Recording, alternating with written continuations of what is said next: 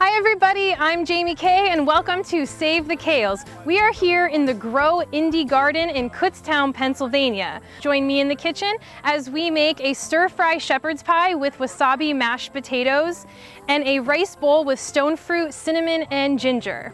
But right now, we're going to meet Robin Jasko, the author of a new book, Home Sweet, Homegrown, and join her here to talk about this garden.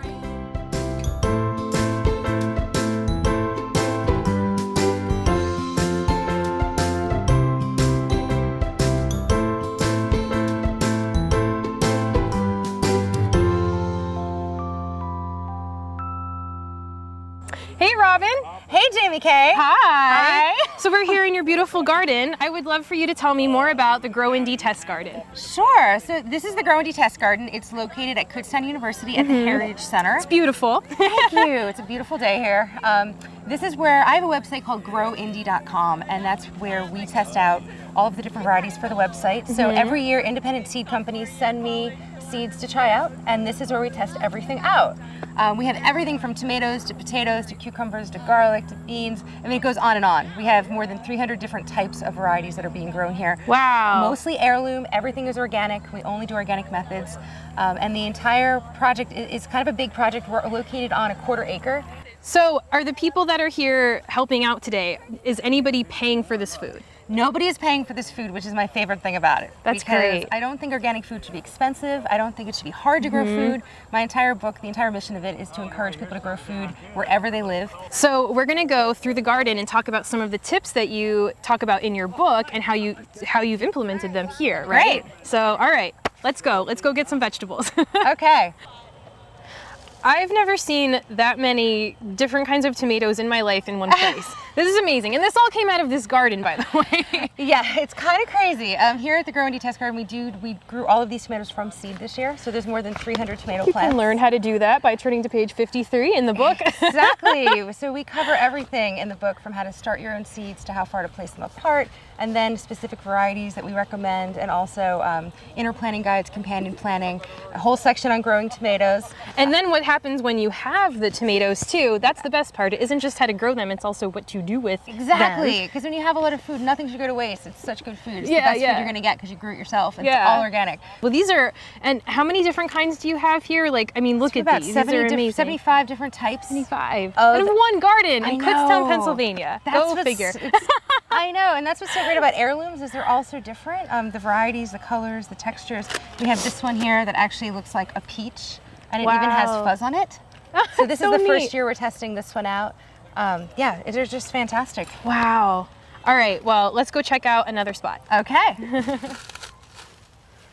Look at that. check this out. This is it's so pretty. It's like perfect. So what is this? What do we have here? This is actually a summer squash. Most people think of summer squash. Summer squash, page 51. Exactly, page 51.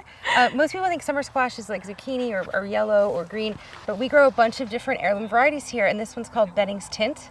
Ooh. And yeah, it's a scallop squash variety, and it dates back to probably the 1700s. Wow. Yeah, it's crazy. It's really delicious. It grows in It's a so small pretty. space. You can actually grow this in containers if you live in a small space Oh, garden. yeah. Yeah, so you have to try this. I'll give you some seeds. Oh, okay. Yeah, All we grew right. all of this from seed. It's really easy. All right. And these are so tasty. So you can just kind of chop these up. You can broil them. You can put them on the grill. Little Yeah. garlic, salt, and pepper, and you're set to go. Oh, it looks Yeah, beautiful. All right. gorgeous. Can we take that one with us? Yes, you totally can have that one. That one's yours. So, Robin, I have to say thank you so much for letting us come here today and look at your project, your work. You do amazing stuff. Don't forget to check out Robin's book, Home Sweet, Homegrown, for recipes for starting a garden like this. You just do incredible stuff, and it's an honor to be Oh, here. well, thanks. Come back more. Everyone's invited to come check it out. You can help us weed and take home some tomatoes. Yeah. And speaking of tomatoes, join us online at SaveTheKales.com for a web exclusive as Chef Wendy of Malaysia and the Honey Underground picks tomatoes right here in the garden and then makes gazpacho.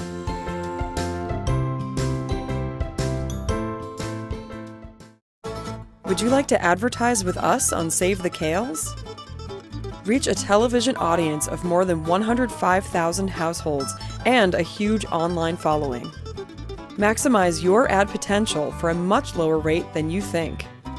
Call 610-435-1864 or email postsputnik@postsputnik.com to learn more about this great advertising opportunity.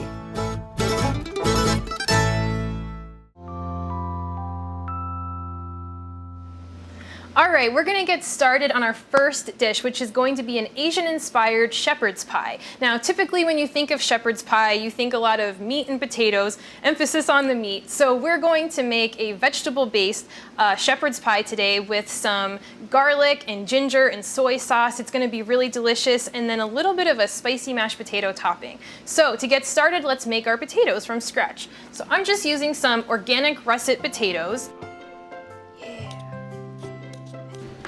Okay, so just peel 4 average-sized russet potatoes. Any kind of white potato really will work. And now we're gonna chop them. And we have some water boiling on the stove. Make sure your water is well salted. That way it's gonna have a little more flavor in the potatoes.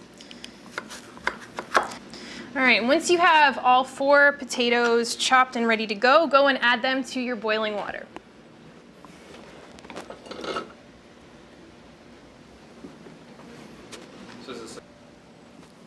All right, so while the potatoes are boiling, and we're gonna let them boil until they're soft, which is maybe about 20-25 minutes, we have here 3 big portobello mushrooms, and we're just going to chop these into small pieces. So here's all of our mushrooms, and I also have 1 large yellow onion that's also chopped. We're gonna put about a tablespoon of olive oil into a large saute pan and go get these on the stove until everything starts to become just a little translucent, about 4 minutes.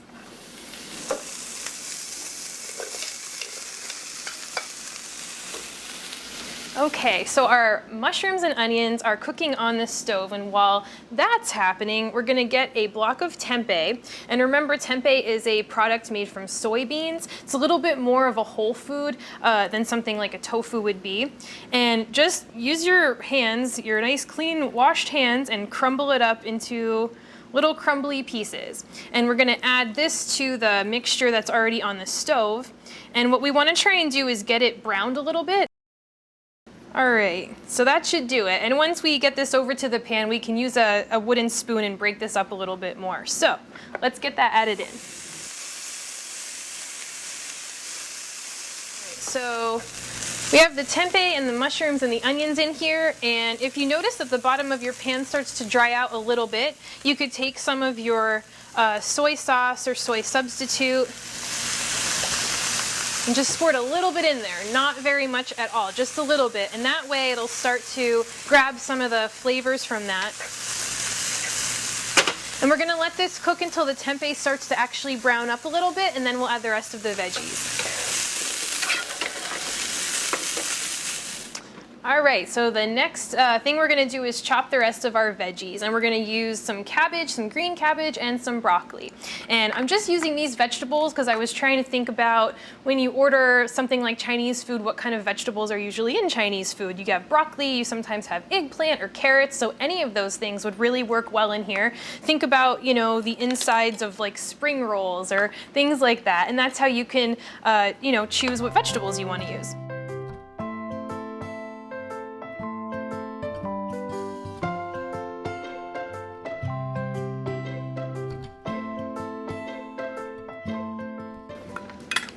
So now we're gonna add this to our pan, then come back really quick and make our dressing, and then mix everything together.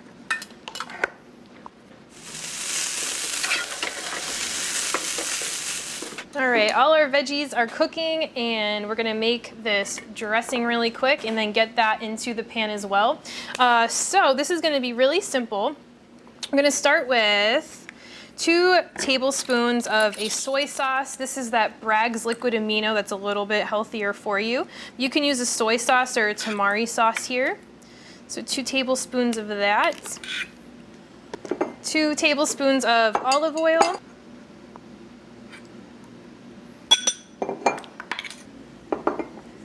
Okay. Half of a tablespoon of agave or a liquid sweetener. I think this one works best for this dish. Okay, the juice of 1 lemon.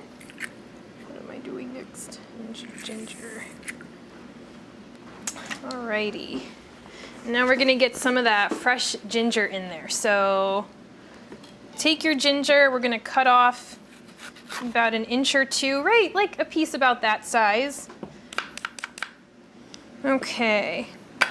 And just like we do with garlic, we're gonna grate the ginger over this bowl with a microplane grater.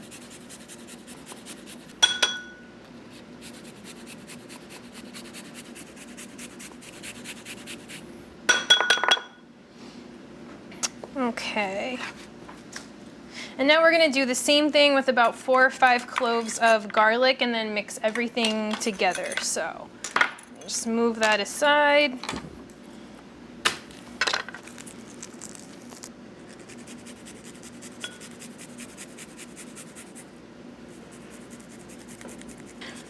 If you don't want to go through all of the trouble, well, it's not that much trouble, but if you don't want to make a shepherd's pie, I should say, you can use this marinade and brush it on some vegetables and throw them on the grill, or keep those portobello mushrooms whole and brush this marinade on them. It is delicious. It makes any vegetable taste amazing. So keep that in mind. Keep it in your back pocket for when you need something to cook for dinner. All right, we'll whisk everything through. And I'm gonna go add this to our pan with our vegetables.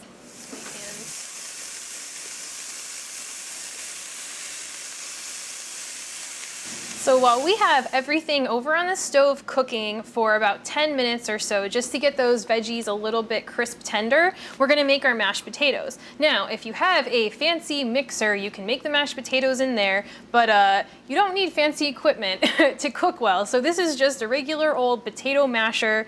So we're gonna take our potatoes that cooked for about 20-25 minutes in salt water and just mash them by hand, breaking them down.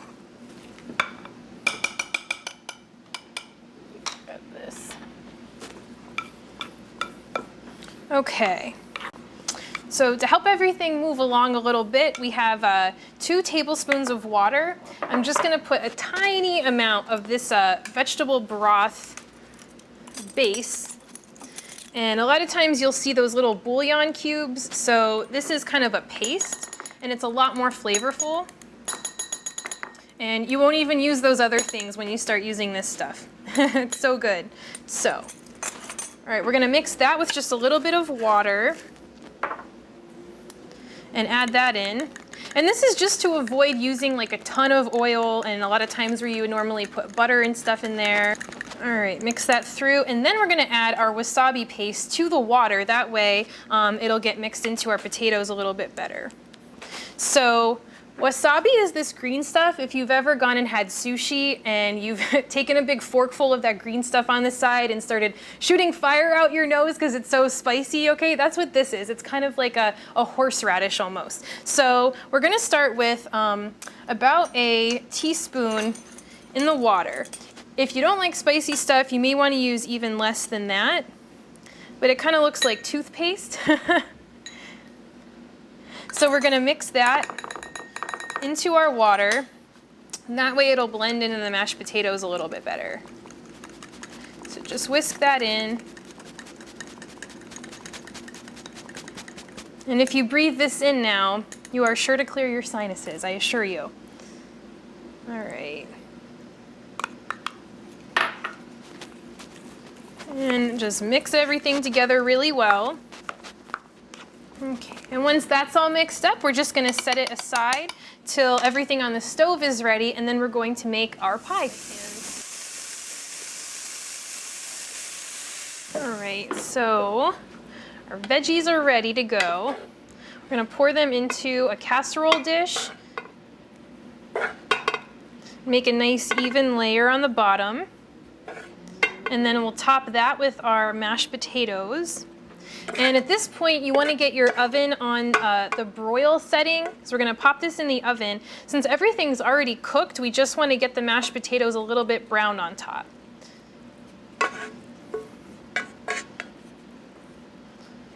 All right.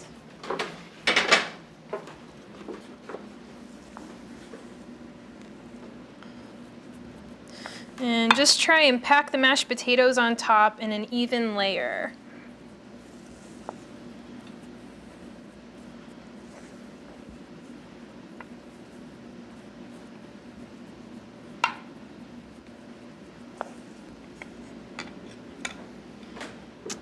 right, that's ready to go, and I think everything just looks a little bit more interesting with some fresh cracked pepper on top. Gives it a little contrast. So we'll do that. And now that our oven is ready to go, we're gonna broil this in the oven and keep an eye on it. You only wanna do it for maybe 10 minutes or so, just till the top of the potatoes start to brown.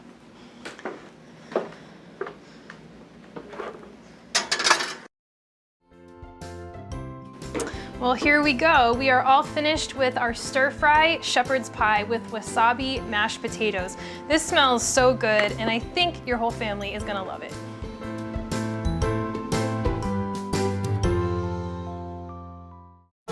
Would you like to advertise with us on Save the Kales? Reach a television audience of more than 105,000 households and a huge online following. Maximize your ad potential for a much lower rate than you think. Call 610-435-1864 or email postsputnik@postsputnik.com to learn more about this great advertising opportunity.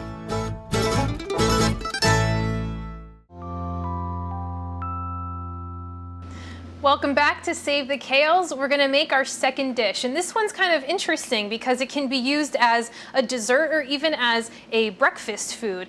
It's just full of very healthful things, and it has kind of a sweet element to it, so use it for whichever one you want. Use it for both.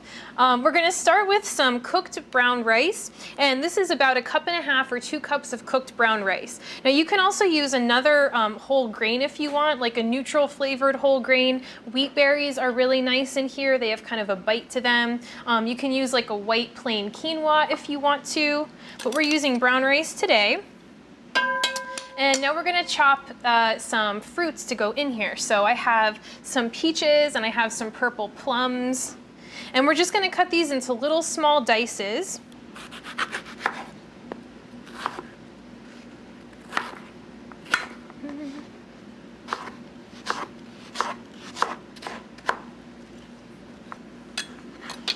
Okay, and as we're chopping everything, you can just go ahead and add it to the bowl with the rice. So I'm gonna cut, I think, about 2 peaches and maybe 2 plums, and we're gonna throw some blueberries in there too. But this is another one of those dishes where you can really use whatever kind of fruit that you want. Apples would be really good in here.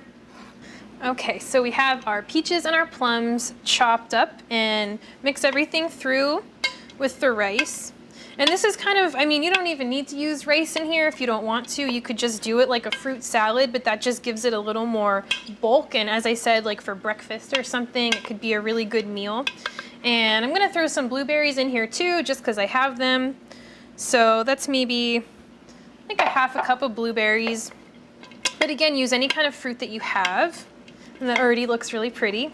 So now we're gonna put some fresh ginger in here. And ginger is gonna give it that kind of spicy flavor and mix really well with the cinnamon we're gonna add as well. All right, so let's get some fresh ginger. And just like we did in the first dish that we made today, we'll just peel that outer part off. And once again, we're gonna grate this.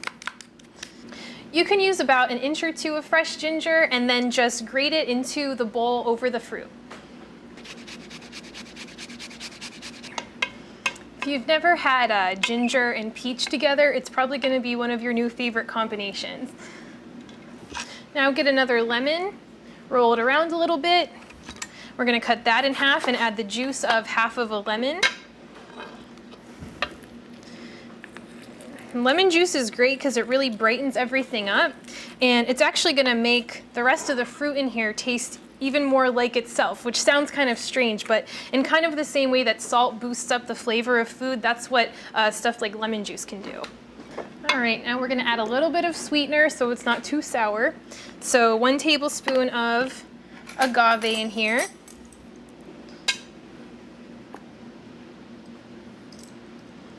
Okay.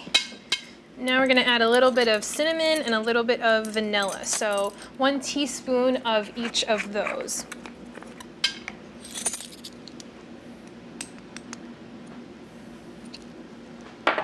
And when it comes to vanilla, make sure you use a good quality vanilla extract. It's really amazing how much different this stuff is than the stuff that you get at like the bargain bin. So it does cost a little bit more, but it makes a huge, huge difference. So we are actually pretty much done with that dish. And again, like I said, you can use it as a dessert or as a side dish. This would be great for, you know, a really hot summer day before we get into the fall. So I'm just gonna plate this up now.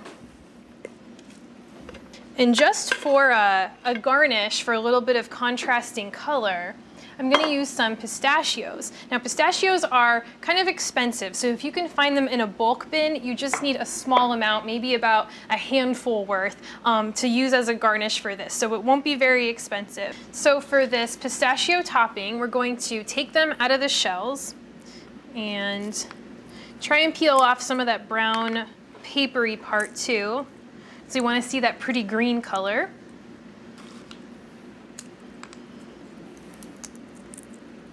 All right, and you don't need very many. I mean, you can certainly add a lot more if you like them, but this is just to kind of be a little bit of a garnish and give it a little bit of a color contrast. There we go.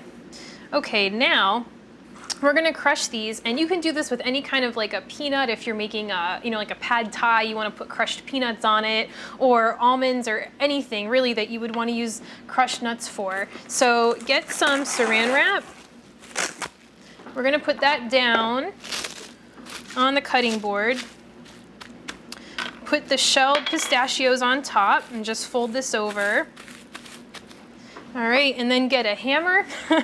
And don't go too crazy, but just lightly tap on them. And we don't wanna make them completely turn to powder. We still want them to have a little bit of texture. And the saran wrap helps that, and it also helps prevent them from flying across the room. Okay. And we have some done over here. So now we're just going to top our salad. There we go, and it's instantly prettier. And that's actually it. So this is ready. It's a delicious, healthful salad. It's gonna have those really nice flavors of the fresh ginger, the lemon juice, and all the fruit come through. So you can enjoy this for breakfast or dessert.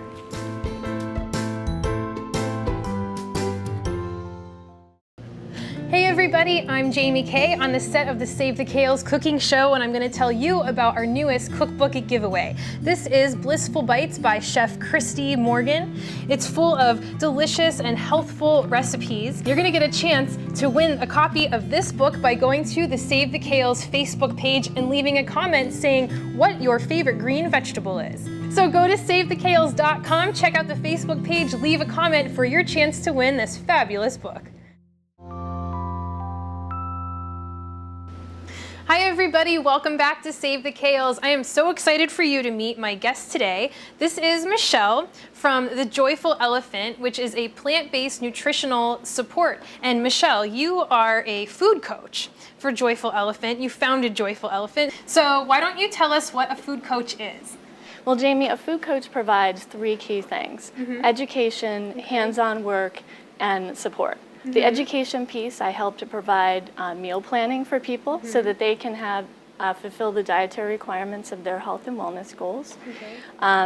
The hands-on work, I help them in their kitchen practice. Right, as you know, we do here a little yes, bit. That's, I use your show as a resource, wonderful resource. Oh, that's practice great. makes perfect. So the more you can spend time in your kitchen making plant-based meals tasty, the happier you're going to be in your diet transition, obviously. Yep. And support is the third key, and I'm their biggest cheerleader. So I help to encourage them, motivate them, and stick to their goals, and hopefully make a smooth transition into plant-based nutrition. Michelle, it's obvious that you're really passionate about this, so I want to know what inspired the passion you have for helping people. Well, I took a personal journey. I unfortunately spent a lot of my 30s in pain. I had a lot of migraines, chronic low back pain, and I discovered that plant-based diets really help alleviate that. So I transitioned over several years into plant-based nutrition, and it really helped me. 90% of my pain went away, my energy levels skyrocketed. I just felt much better about myself and about the food I was putting in my body. So I went through some sort of a transformation, I would say. Yeah, and that makes you want to help other people do the same thing, I have to imagine, right? Yes, absolutely, absolutely. Yeah. Just share my passion and the knowledge that I've gained over years of doing this, and also sharing the education I got and the certificates that I received as well. You got certified through a program through Cornell University online. If you want to explain a little bit about what that was. Yes, Dr. Campbell, who is the world-renowned nutritionist featured in the movie Forks Over Knives, which we're very familiar with. He's the one who authored that certificate program, so I completed that one. I'm also certified to teach Dr. Furman's Eat to Live program, which recently was featured on the Dr. Oz show as the best, most effective diet for sustained weight loss. So, I'm happy to have both those certificates. Yeah, those are pretty darn impressive too, might I add. I mean, those are two of the biggest names in the plant-based diet movement. So that's really incredible. So, all right, let's talk about the food then today. Since we're talking about plants, we're talking about food, and I'll tell you what we made. This is a stir-fry shepherd's pie. So it has some kind of Asian flavors in it with wasabi mashed potatoes. So there's tempeh in here, there's broccoli, there's cabbage, and why don't you give us a little bit of some nutritional info on some of this food, since that's what you do? Yeah, well, the cabbage is a great cancer fighter. It's a cruciferous vegetable, and you really need to eat a cruciferous vegetable every day. And that's like cancer, broccoli. You've got two of them in here. Yeah. Wonderful. Tempeh provides great protein. That's so great nutritious dish. Ooh, all right, good. Well, let's give that one a shot then. We'll try that. Smells good, Jamie. Yeah. I have to say, it did make the kitchen smell quite delicious. Nice flavoring, very good. Got some mushrooms. Very good. Thanks for having me here today, by the way. I really appreciate it. It's fun. Oh, you're welcome. All right, and the next dish that I made, Michelle, this could be a dessert. I think it's good for breakfast, though, too, quite frankly. This is brown rice with some fruit in here. We have some pistachios on top, fresh ground ginger, grated ginger. Wonderful. Yeah, so we'll give this a try, too. It's kind of a refreshing little dish. I love peaches, are my favorite fruit. And we have some vanilla, some cinnamon. I like the idea for breakfast because you've got the rice in here, provides some great fiber, lots of complex carbohydrates, sustained energy for the day. Yeah, better than a sugary cereal, right? Absolutely. Awesome breakfast option. As a food coach, I definitely support that. We get the thumbs up and the approval. All right. Well, Michelle, thank you so much for joining us today. You can find out more about Michelle by going to her website, The Joyful Elephant, and we will see you next time here on Save the Kales. Thanks for joining us, guys. Bye-bye.